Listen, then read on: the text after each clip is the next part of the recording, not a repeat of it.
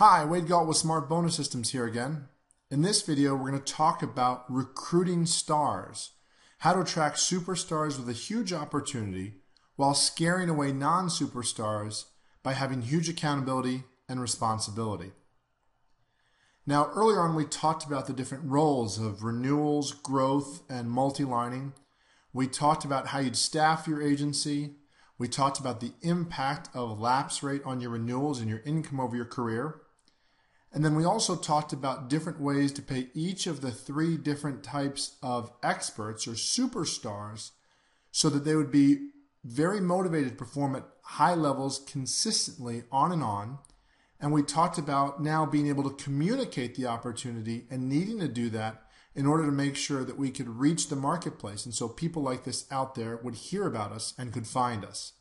When we talk about recruiting superstars and scaring away the non-stars, there are some recruiting plan items that are critical for us.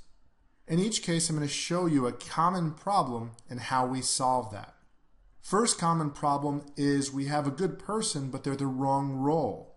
So we're going to clarify the standards for each role, clearly identify rewards and consequences for awesome production and horrible production, including everything from great bonuses to job reviews to being fired.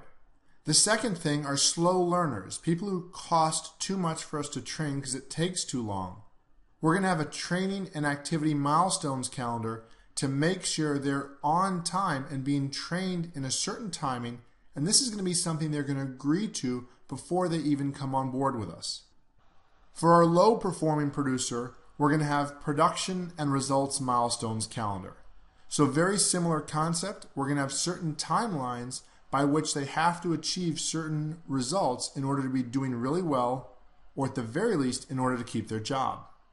Sometimes we'll miss out on a solid hire mainly because we haven't clearly shown them the benefits package. Now, a lot of the times people say, well, Wade, the best people are not looking for benefits. Well, of course they are.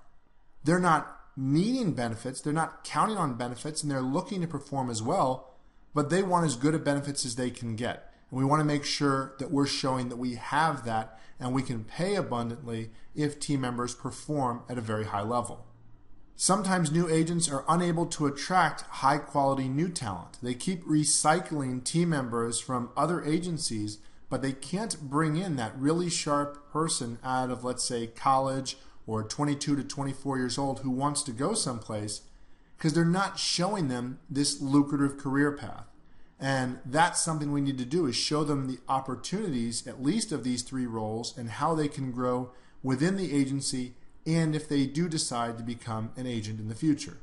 Every once in a while, an unqualified person will slip through our filters. We're going to have detailed, specific, open-ended questions and closed-ended questions to make sure that we can identify if this is the right fit.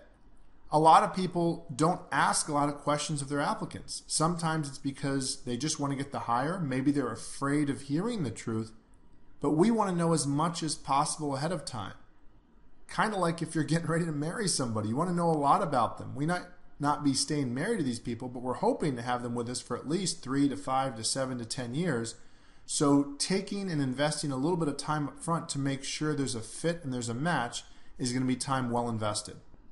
The seventh thing that happens is sometimes we hire somebody and we say, well, Wade, I thought they knew how to do the job. They were employed by this other agency owner. They came with good recommendations, and I needed them to do these specific things. They knew how to do some things, but they did not know how to do what I needed them to do.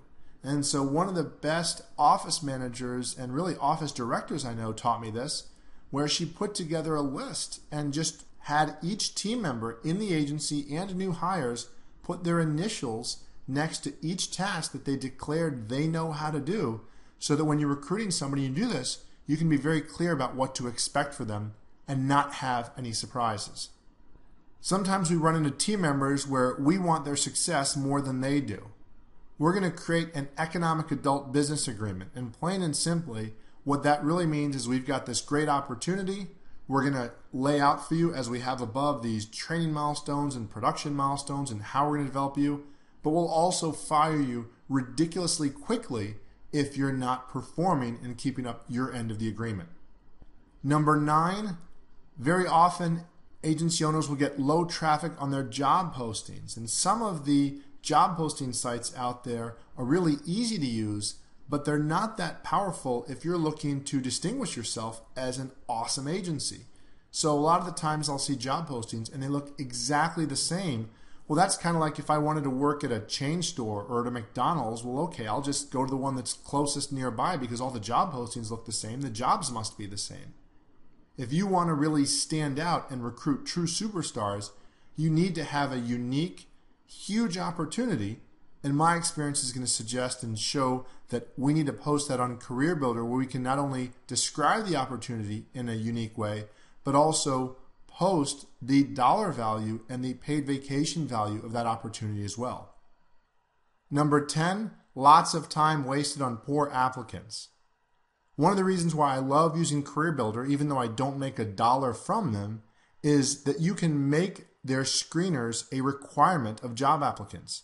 So in order for a person to even apply for your job, they have to fill out the anywhere from 5 to 10 to 20 questions. We usually use 10 that help you confirm whether or not they're a good fit for the role or not. And as they fill out those questions, the system will give them a score that can help you and your recruiting process manager in your agency to see where they are, score them before you even have to talk to them or look deeper. So these are the 10 critical recruiting plan items that most agency owners usually don't have in order to make your recruiting plan a success and to assure that you're constantly attracting superstar talent even before you need it. Now the next step from here is to execute. We need to have that clear vision of agency success, a proven retention, auto-fire growth, and multi-line sales process. Defined team member expert roles with huge divisive opportunities for each role. Low maintenance software system to encourage activity and reward success. An accountability system to keep producers taking action and succeeding. A powerful hiring process to attract superstar performers while screening out others. And a simple ongoing recruiting plan to inexpensively and accurately identify future prospects. In the near future, we'll be sharing with you about the 2015 Smart Bonus System and how we're going to help you see how to include all of these pieces to create a powerful agency where clear roles drive consistent production and allow you to work as much or as little as you like.